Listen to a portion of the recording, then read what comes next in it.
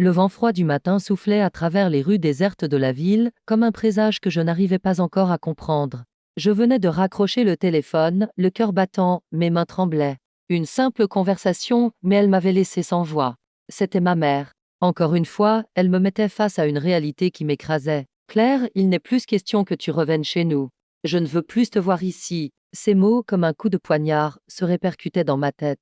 Ma mère, celle qui m'avait toujours ignorée, me rejetait encore une fois, publiquement, sans honte. Je pouvais entendre son souffle, agité par le poids de ses paroles, mais il n'y avait aucune trace de regret. Les autres, mes parents, mes proches, les invités au mariage de ma sœur, tous avaient entendu. Personne n'avait dit un mot. Tout était silencieux, comme si ce qui se passait n'était qu'une formalité. Mon cœur se serrait à chaque instant, mais je ne pouvais rien faire. Pas encore. J'avais 32 ans et pourtant, tout ce que j'avais construit, tout ce que j'avais voulu, m'était arraché. Mon appartement, mon indépendance, tout semblait m'échapper à cause de cette famille toxique. Une humiliation de plus, une menace de plus. Mais quelque chose en moi avait changé. Je pouvais presque sentir la chaleur de la brise contre ma peau. Ce moment suspendu dans le temps, comme si l'univers lui-même attendait que je prenne la parole. Ils pensaient que tout était terminé pour moi. Ils pensaient qu'ils avaient gagné. Mais ils n'avaient aucune idée que j'étais déjà prête à me défendre.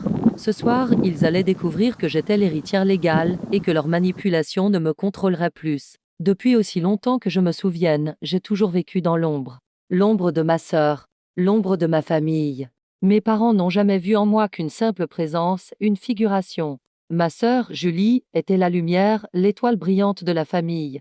Elle était la parfaite héritière. Moi, j'étais la fille invisible, celle dont on attendait juste qu'elle reste à sa place, sans jamais déranger ni briller. Nous vivions dans une maison qui, bien que grande et belle, semblait respirer la froideur des silences non dits. Le salon où nous nous réunissions tous, les repas de famille où les conversations tournaient toujours autour de l'exceptionnelle Julie. Elle était brillante. Elle réussissait dans tout ce qu'elle entreprenait, que ce soit ses études, sa carrière ou ses relations. Et moi, je passais inaperçue. Je me souviens de ce jour où j'avais à peine 10 ans.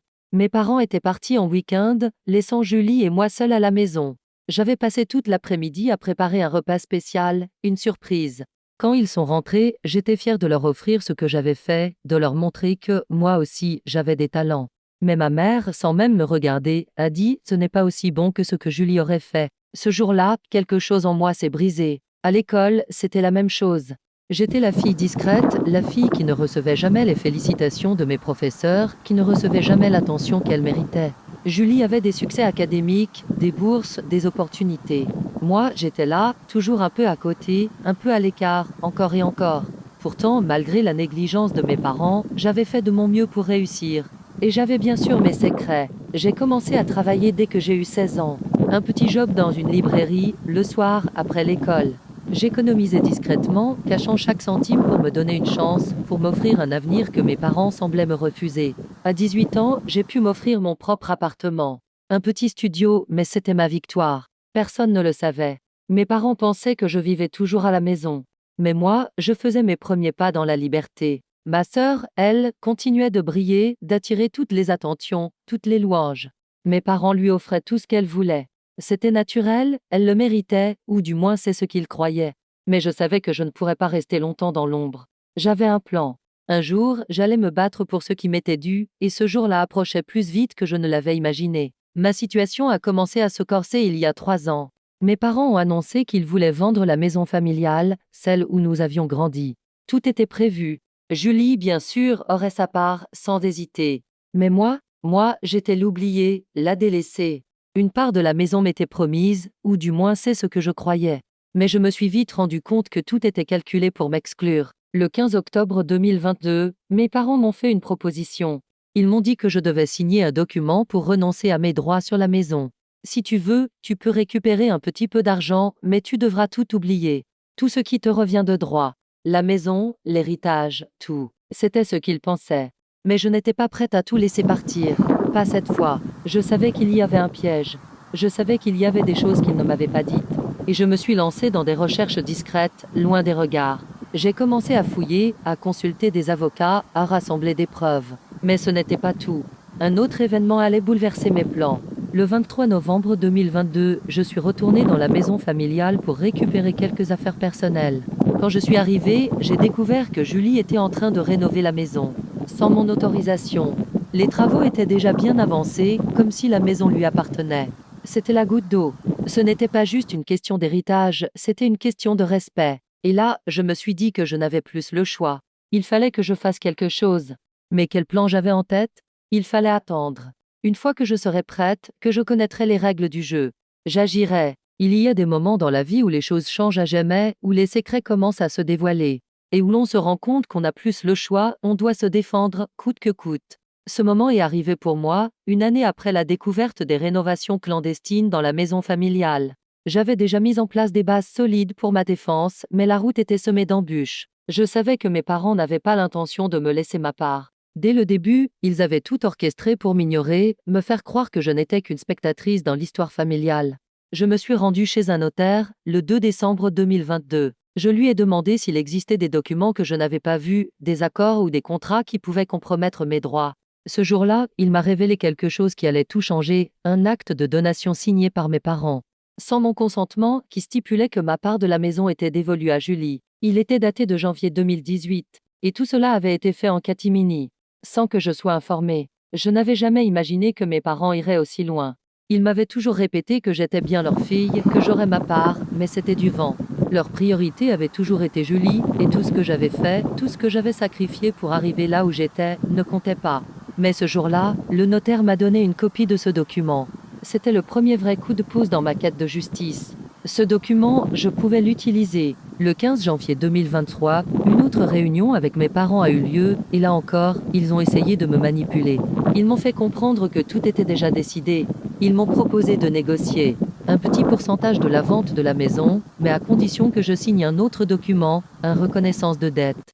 Un document qui effacerait toute prétention future de ma part. En gros, je devais accepter une petite somme et me taire pour toujours. Mais ma fierté était en jeu.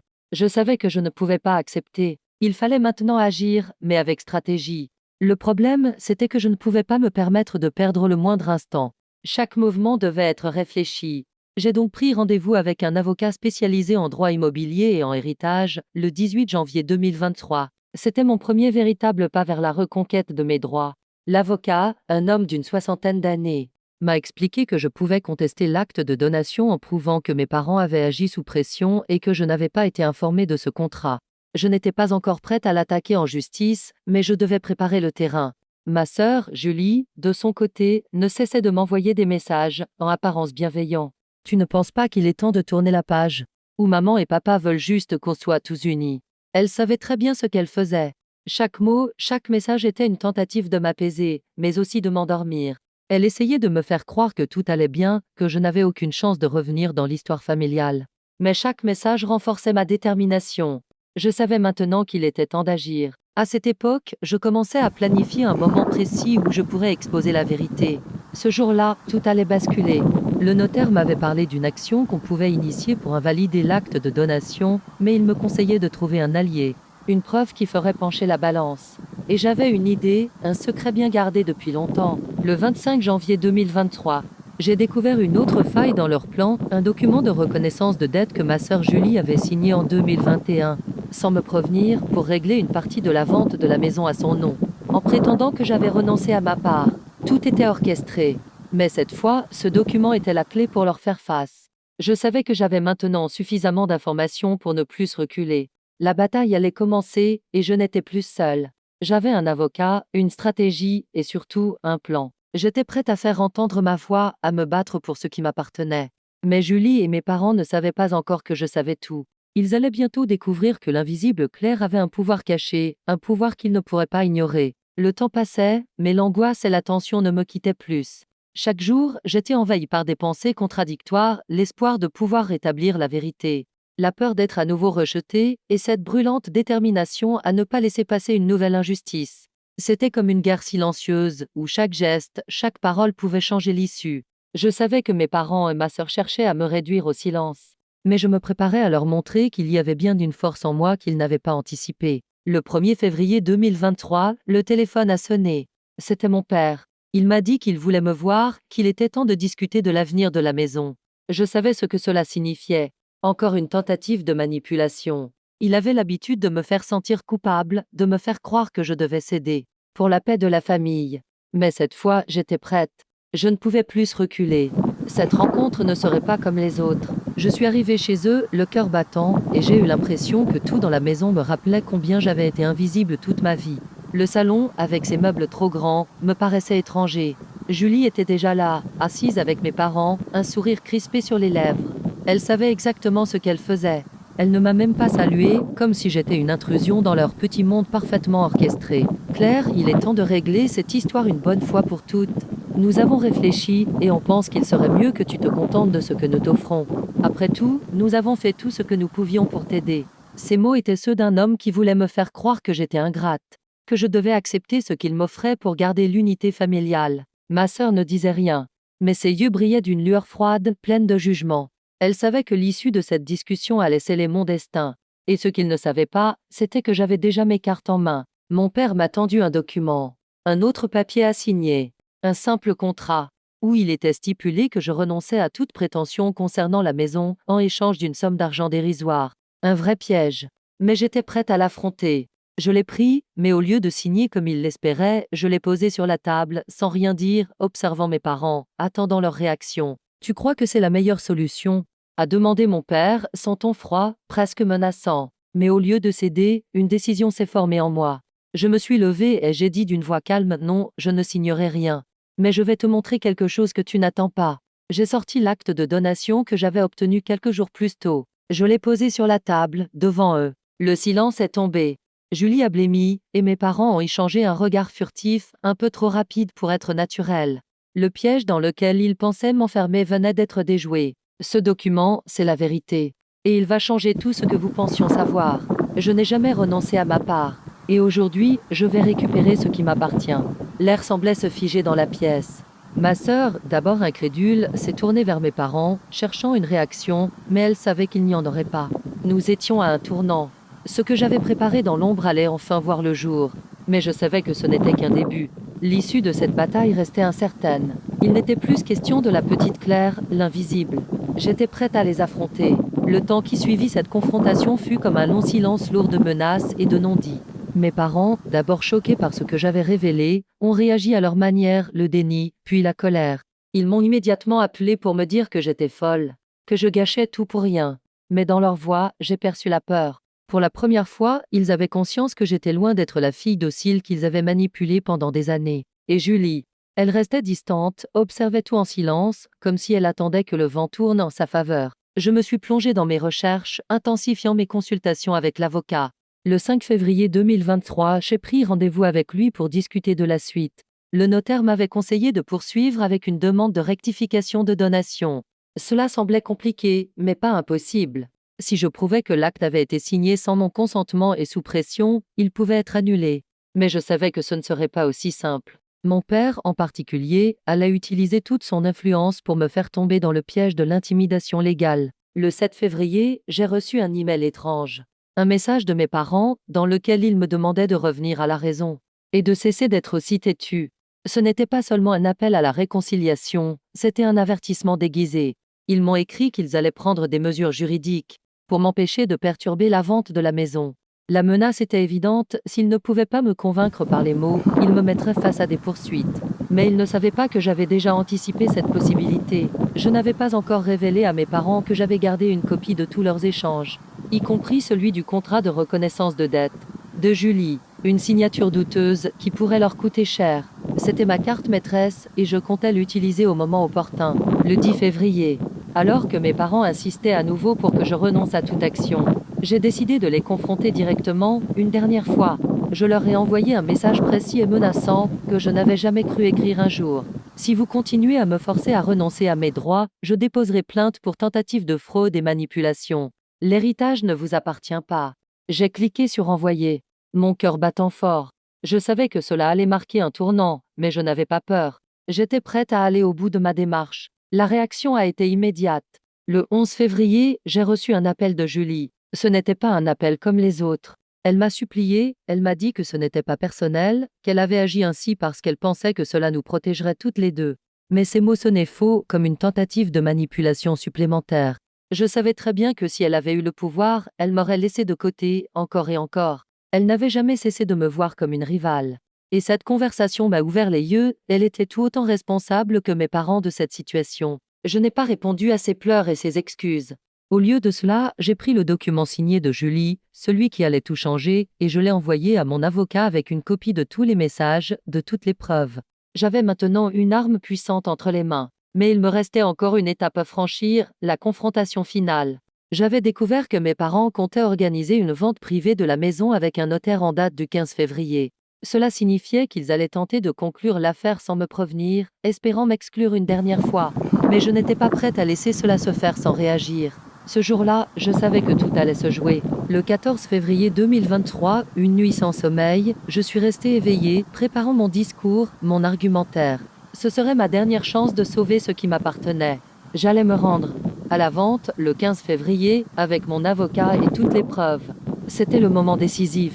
J'étais prête à exposer la vérité devant tout, même si cela devait se faire dans un contexte de confrontation publique. Je n'avais plus peur de ce qu'ils pouvaient dire. Ce serait à moi de prendre le contrôle. Le 15 février 2023, je suis arrivée à la maison familiale plus tôt que prévu. Le vent froid du matin caressait ma peau, comme un signe que ce jour-là, rien ne serait plus jamais pareil. La maison, cette vieille bâtisse où j'avais grandi, semblait me défier. L'air était lourd, saturé de souvenirs, de mots non dits et de manipulations. Mais je savais que ce qui allait se passer aujourd'hui allait effacer tout ça. Il était temps de dévoiler la vérité, de prendre mon pouvoir en main. Je suis entrée, mon avocat derrière moi. L'odeur de bois usé, l'écho de nos pas résonnant dans la grande entrée vide. Julie était déjà là, assise dans le salon, son visage tendu comme une statue prête à se briser. Mes parents étaient là aussi, leur calme apparent trahissant leur anxiété croissante. Ils savaient que l'heure de vérité était arrivée. Je pouvais sentir leur regard sur moi, lourd de reproches et d'incompréhension. Mais au fond, je voyais la peur. Ils avaient perdu le contrôle. Le notaire arriva quelques minutes plus tard. Il salua tout le monde d'un air professionnel, mais je savais qu'il n'avait aucune idée de ce qui allait se passer. Lui aussi pensait que la vente allait se dérouler sans heurts, comme un simple transfert de propriété. Il ne savait pas que j'avais l'intention de tout chambouler. Je m'approchai du notaire et de mes parents, mes mains tremblant légèrement, mais ma voix ferme. Je vous remercie tous d'être ici, mais avant de signer quoi que ce soit, il y a des choses que vous devez savoir. Un silence glacé envahit la pièce. Mes parents et ma sœur échangèrent des regards furtifs, tentant de se préparer à ce qui allait suivre. Mais ils ne pouvaient rien faire pour éviter ce qui allait se dérouler sous leurs yeux. Je sortis d'abord l'acte de donation signé en 2018. Ce document, dis-je, en le posant sur la table, a été signé sans mon consentement, sous prétexte de me priver de mes droits légaux. Vous pensions que je ne le découvrirais jamais, mais vous vous êtes trompés. Les yeux de mes parents s'agrandirent, choqués. Mais je n'étais pas encore terminée. J'ai pris une grande inspiration avant de sortir le document que Julie avait signé en 2021. La reconnaissance de dette qui m'excluait définitivement de la vente de la maison. Et ce document, continuez-je, est la preuve que vous m'avez manipulé depuis le début. Julie, tu as signé ce papier sans même m'en parler, croyant que je ne le découvrirais jamais. Julie pâlit instantanément, ses mains se crispant autour de son sac à main. Elle n'avait jamais pensé que j'irais aussi loin. Elle, qui croyait avoir tout contrôlé, venait de perdre son dernier atout. Mon père, quant à lui, était resté figé. Ses lèvres tremblaient comme s'il était à la fois en colère et totalement désarmé. Il savait que la bataille était perdue. Le notaire, après avoir examiné les documents, releva les yeux vers moi. Il n'avait plus aucune trace de doute sur son visage. Madame, je vous conseille de porter ces documents devant un tribunal.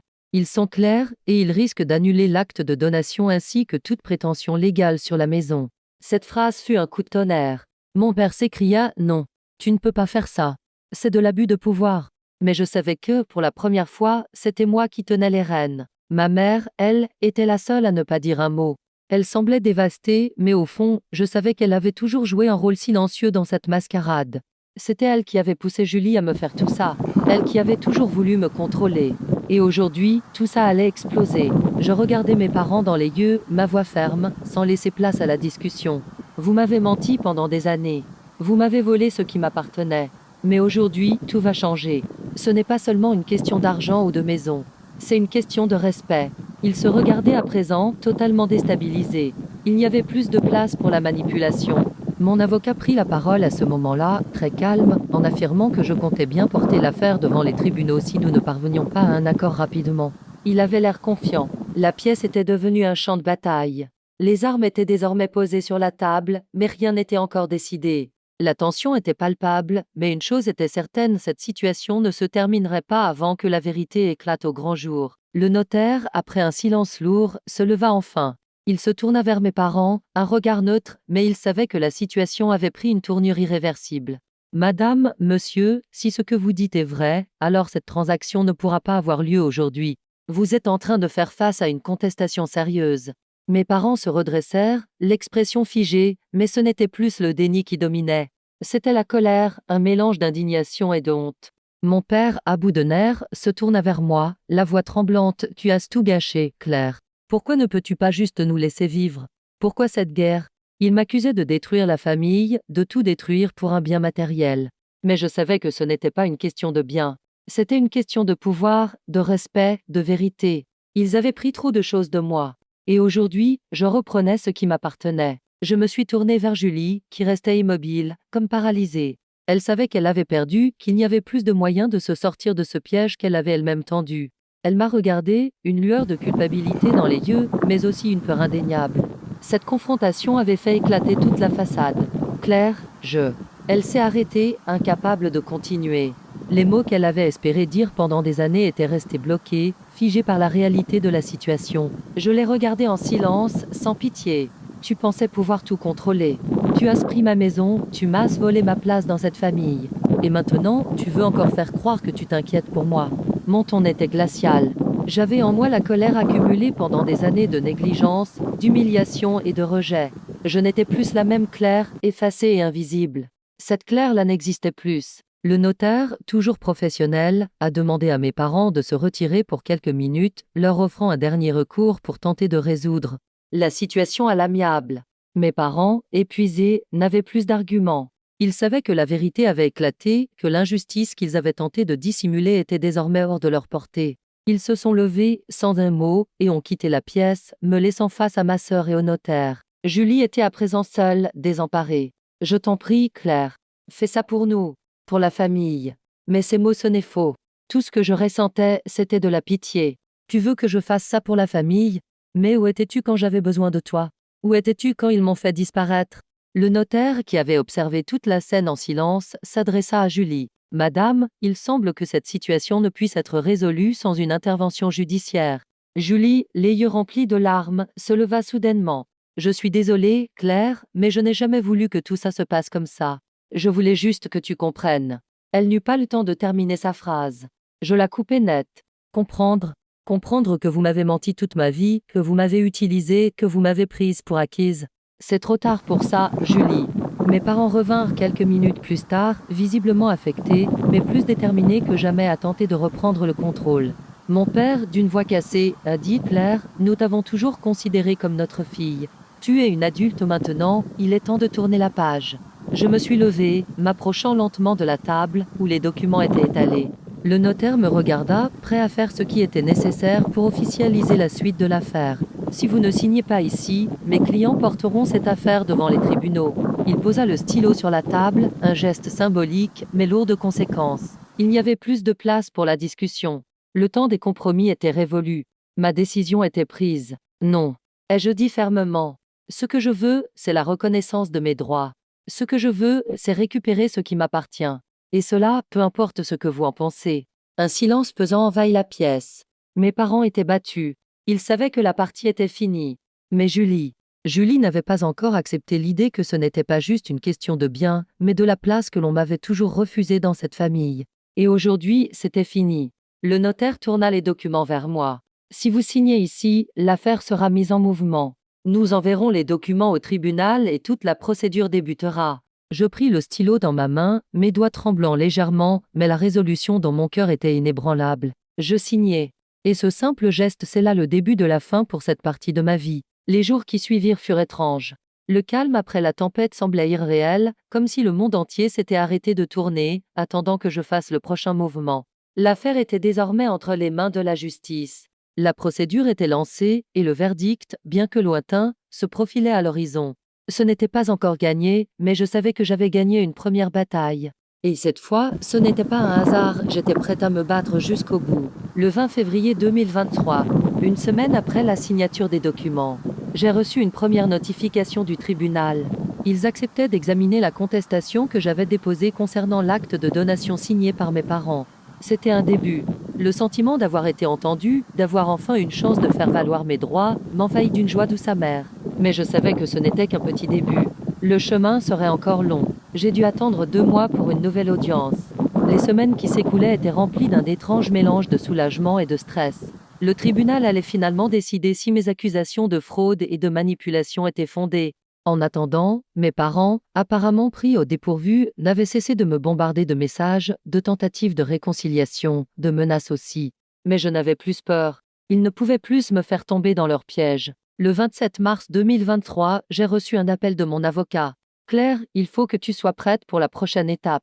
Le juge va rendre sa décision dans 3 jours. Mon cœur s'est serré. J'avais l'impression que tout le travail que j'avais accompli allait se condenser dans cette simple journée. Tout ce que j'avais sacrifié, toutes les nuits sans sommeil à consulter des avocats, à rassembler des preuves, allait se résumer à une phrase.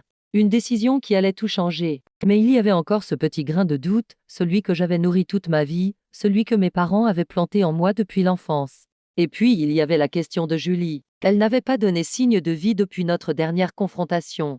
Était-ce un signe de culpabilité, ou bien était-ce juste la honte qui la paralysait? Je n'avais jamais cru qu'elle pourrait véritablement me comprendre. Mais le poids des secrets familiaux avait éclaté. Tout ce qu'il nous restait, c'était de faire face à la réalité. Je passais les jours suivants à préparer le reste de ma vie.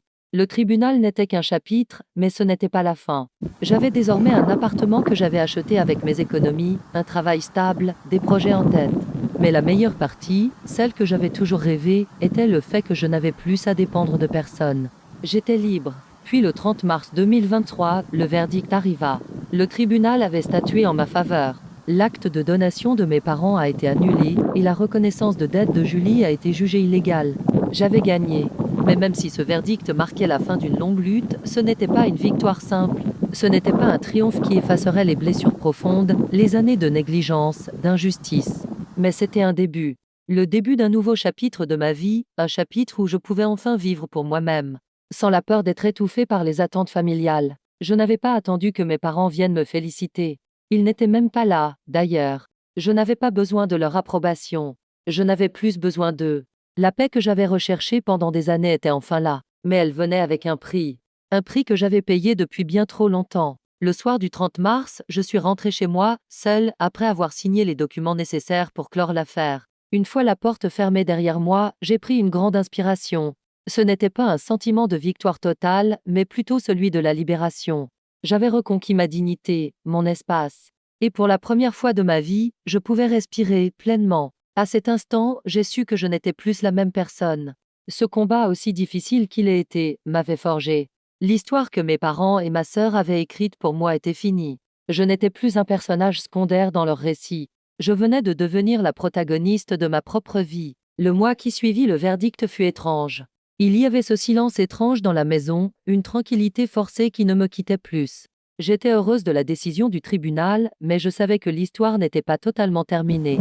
Les documents étaient signés, les droits de propriété étaient reconnus, mais la famille, elle, restait cette douleur lancinante qui ne cessait de me hanter. Mes parents ont cessé de me contacter, ou du moins, leurs tentatives étaient de plus en plus faibles.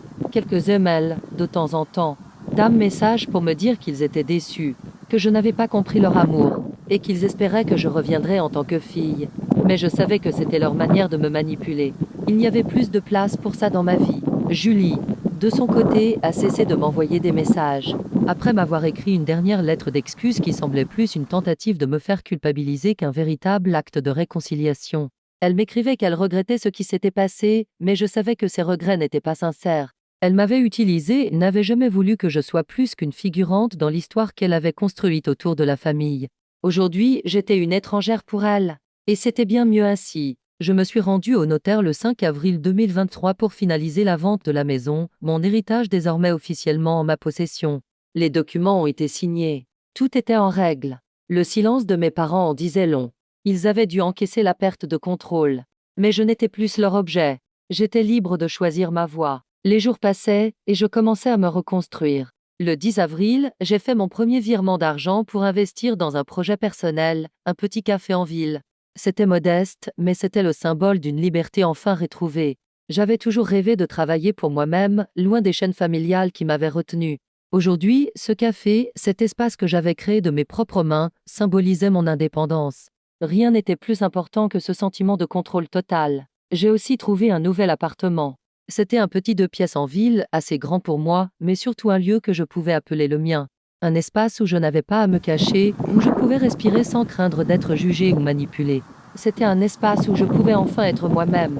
En fermant la porte de ce nouvel appartement derrière moi pour la première fois, j'ai eu l'impression de commencer une nouvelle vie, loin de tout ce qui m'avait étouffé pendant des années. Le 20 avril 2023, j'ai fait le dernier pas symbolique vers la guérison, j'ai vidé ma boîte de réception des derniers messages de ma famille. Je n'avais plus besoin de leur approbation, de leur regard sur moi. C'était une forme de catharsis, de couper ce dernier lien et de m'affirmer dans ma nouvelle identité. Une identité que je m'étais forgée à travers la douleur, la solitude, mais aussi la force. Une partie de moi, un peu nostalgique, se souvenait des jours passés, des occasions ratées de se connecter avec mes parents. Mais une autre, plus forte, savait que j'avais pris la bonne décision, parce que je ne pouvais pas continuer à vivre dans cette maison de mensonges et de faux-semblants. J'avais brisé les chaînes. J'étais libre. Mais cette liberté, cette indépendance, ne venait pas sans son lot de sacrifices. Je savais que ma famille ne reviendrait jamais, pas comme je l'avais rêvé, pas comme j'avais espéré. Mais il y avait quelque chose de profondément apaisant dans ce fait, parce que je savais maintenant que je n'avais plus à chercher leur approbation.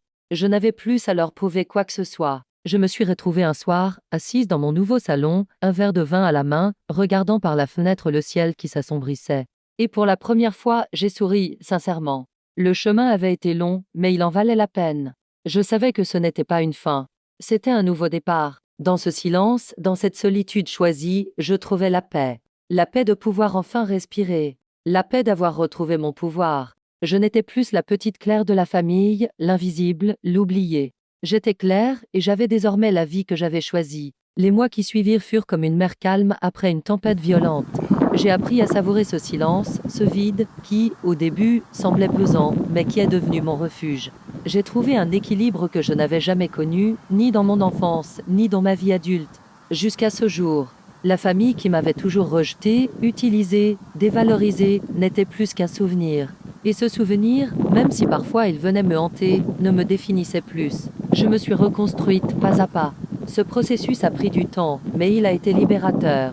Je me suis entourée de gens qui, eux, m'acceptaient pour ce que j'étais, sans jugement, sans attente. Ce n'était pas la famille que j'aurais souhaité, mais ce groupe de personnes m'a offert ce que mes parents n'avaient jamais pu me donner, de l'amour et du respect. Sans condition. Je n'ai pas cherché à tout effacer de ma mémoire, parce que ce passé fait partie de ce que je suis aujourd'hui. Mais je n'étais plus prisonnière de ce passé. Et, au fond de moi, je savais que j'avais gagné bien plus qu'une simple bataille pour une maison ou de l'argent. Ce que j'avais réellement conquis, c'était ma liberté, ma dignité retrouvée. Il y a une force en chacun de nous qui se réveille quand on touche le fond, quand on est forcé de se battre pour ce qui nous revient de droit.